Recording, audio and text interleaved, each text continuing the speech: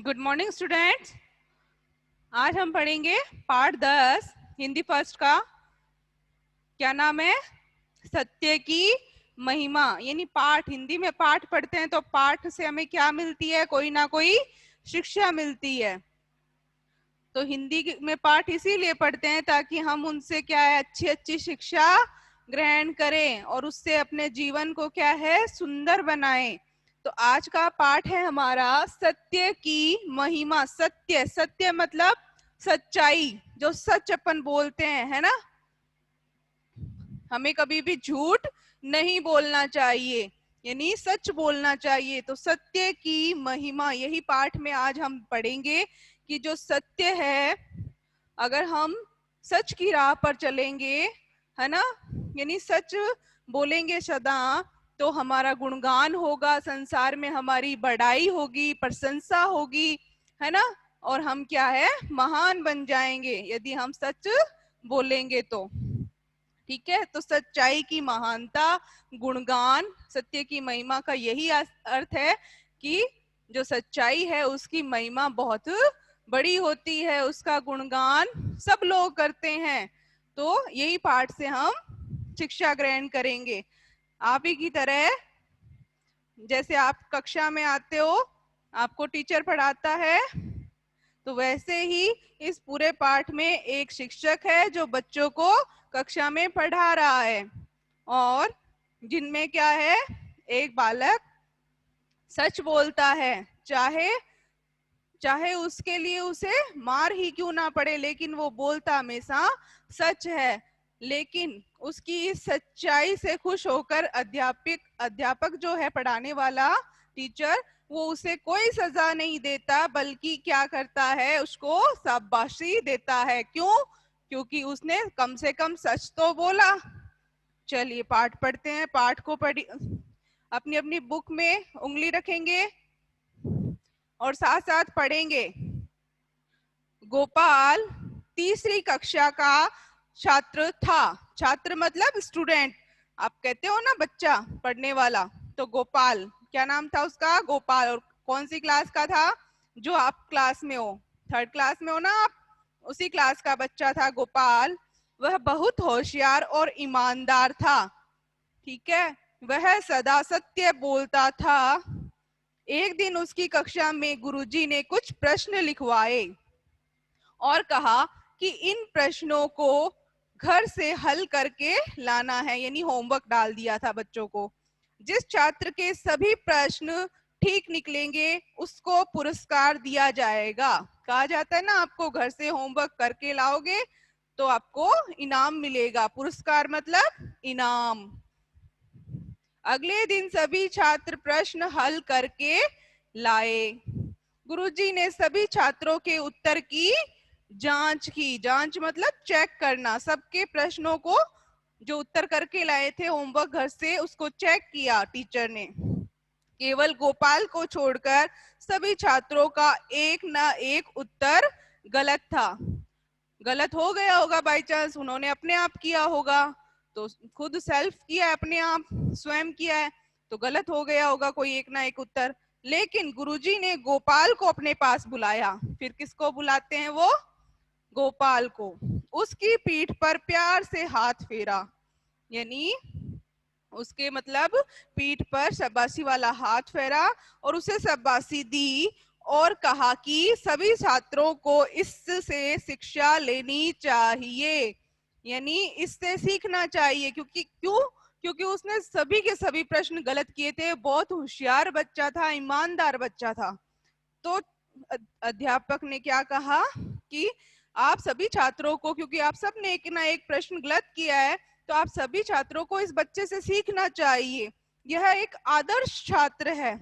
आदर्श मतलब अच्छा, मतलब पढ़ने वाला, आज्ञाकारी जो जिसको कहते हैं, है ना, आज्ञा मानने वाला। इतना सुनते ही गोपाल फूट फूट कर रोने लगा। यानी जो मतलब अब उससे रहा नहीं गया, इतनी ज्यादा वो उसने अपनी प्रशंसा सुनी, क्योंकि वह बहुत एक आदर्श बच्चा था, आज्ञाकारी बच्चा था। उसे यदि अपनी झूठी प्रशंसा मिले तो वह उसको सहन नहीं कर सका और वह क्या करा, रोने लगा। गुरुजी ने उसे शांत करने का प्रयत्न किया, यानी उसे चुप कराने की कोशिश की, पर वह निरंतर रोता ही जा रहा था। लेकिन वह चुप नहीं हो रहा था, लगातार रोए जा रहा था। बड़ी कठिनाई से गुरुजी ने उसे चुप कराया। फिर उन्होंने उससे रोने का कारण पूछा, तो उसने बताया कि मैंने सारे प्रश्न स्वयं हल नहीं किए हैं, यानी जो होमवर्क आपने मुझे घर के लिए दिया था गुरुजी, वो सारे प्रश्न मैं खुद नहीं, अपने आप नहीं करके लाया हूँ, बल्कि एक प्रश्न अपने भाई से पूछकर हल किया है। उनमें से मैंने भी क्या है, एक प्रश्न आपका दिया हुआ अपने बड़े भाई को घर में जो होता है बताने वाला, तो उससे पूछ करके मैंने क्या किया है, उसकी सहायता लेके हल किया है, काम किया है। इसलिए मैं पुरस्कार का नहीं, दंड का अधिकारी हूँ। यानी उसने खुद ही अपनी ईमानदारी दिखाते हुए खुद ही टीचर को कह दिया कि मुझे इनाम नहीं, मुझे तो सजा मिलनी चाहिए। दंड मतलब सजा, कि सजा मिलनी चाहिए, मैं सजा का अपराधी हूँ, मतलब सजा का अधिकारी हूँ। गुरुजी उसकी सत्यवादिता पर बड़े प्रसन्न हुए। अब ऐसे बच्चे को कोई सजा देने का किसी का मन नहीं करेगा, क्योंकि बच्चे ने सच तो बोला। तो गुरुजी उसकी सत्यवादिता, यही सच बोलने वाली आदत पर ही बड़े खुश हुए। प्रसन्न होना मतलब खुश होना, बड़े खुश हुए। वे बोले अब तुम्हें पुरस्कार अवश्य मिलना चाहिए। यानी चाहे उसने घर से किसी की मदद लेके वर्क किया हो, लेकिन उसने गुरुजी के सामने, सारे बच्चों के सामने कक्षा में जो सच बोलने की हिम्मत उसने दिखाई थी, तो उसके लिए उस टीचर का भी मन किया कि तुम्हें क्या है, इनाम मिलना चाहिए। मैं तुमसे बहुत प्रसन्न हूँ। कौन? जो टीचर थे, अध्यापक, उससे बहुत खुश थे।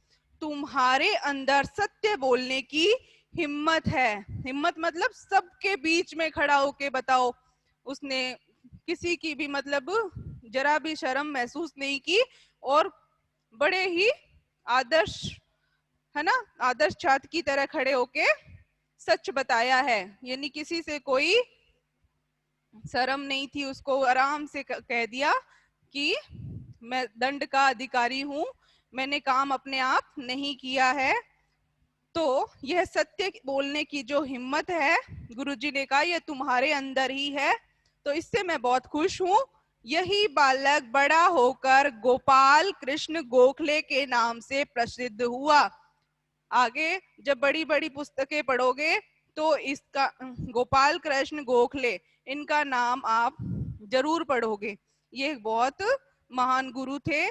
किसके गुरु थे? गोपाल कृष्ण गोखले अपने राष्ट्रपिता महात्मा गांधी के राजनीतिक गुरु थे। यानी महात्मा गांधी को भी क्या है, वो रास्ता दिखाते थे कि कौन कौन सा आंदोलन करना है, क्या करना है। सारी शिक्षा जो थी, शिक्षा गुरु से मिलती है। गुरु कौन होता है? गुरु अपन को शिक्षा देने वाला, शिक्षक, अध्यापक, टीचर, है ना। तो गुरु वही होता है। तो किसके गुरु थे गोपाल कृष्ण गोखले? अपने राष्ट्रपिता महात्मा गांधी के। यानी जब बचपन में ही वे एक आदर्श छात्र रहे हैं और उनकी महानता गाती रही है जीवन में।